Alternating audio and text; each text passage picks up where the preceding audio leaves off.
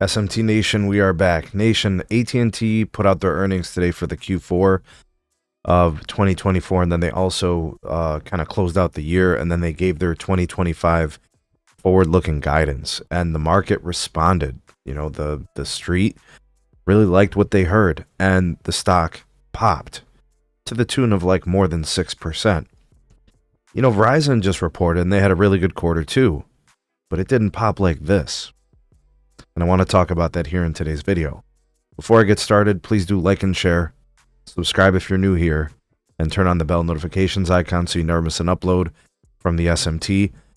And the customary kind of forewarning, I'm not a stock analyst, a stock expert, a stock picker, a financial advisor. This is not financial advice.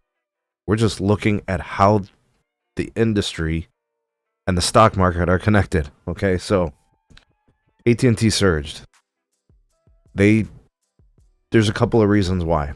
Okay, so first, AT&T met or exceeded all of the predictions, projections, and expectations. That's the first thing. Meet or exceed. AT&T also led the industry in churn in a quarter where Verizon tried so hard to change that. AT&T still had better churn, customer retention. AT&T had record-setting subscribers in their fiber business. Nobody grows like AT&T in fiber. They exceeded 40% penetration rate in fiber. They have an enormous opportunity in convergence because where they have fiber, people switch and take their wireless. The street is noticing this. They see this. They know what this means for the future. Now AT&T is telling stories that Wall Street wants to hear, like upward guidance, like increasing investments into AI. All these different subscriber estimates that are probably going to be raised and then exceeded next year. And AT&T's plan in doing so is rock solid because they've been doing it for 16 quarters, where they've been hitting all these metrics. The stock is also really beat up. There was a time where this stock was trading at double what it is today. So they're hitting on all these things, and they got all these different stories to tell.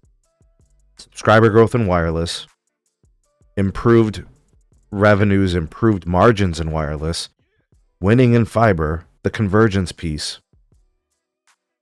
Everything is working. So the question of why does AT&T seem to have such a pleasant undertone about it within the street, more so than Verizon? It's those things. AT&T is better at telling the story, and the street's listening, and they're buying it. It's the same reason why T-Mobile trades at $220. They know how to tell a story, and the investor is buying it. I think the problem with Verizon, if there is one, it's not really a problem with the business. They don't tell their story as well, and they're not convincing the street that their story is good. The story sells everything. Most of these stocks, like talking about Verizon, T-Mobile, they're all doing the same thing.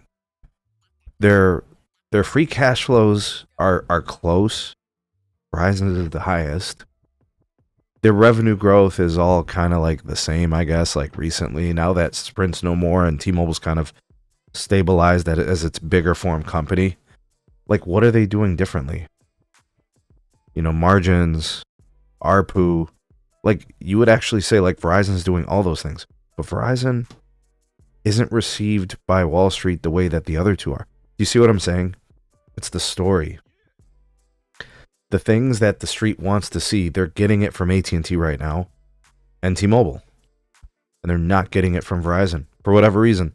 It's just perception. I mean, look at these. AT&T stock jumps higher after earnings beat. 5G and fiber demand are key. Okay. I mean, Verizon has 5G and fiber.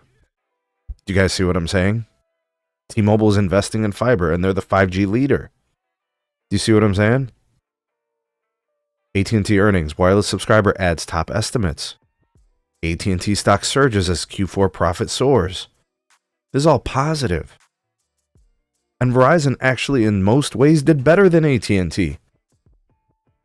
The only thing that's different between Verizon and AT&T is one company tells the story better, and I think that's really the only thing that's different.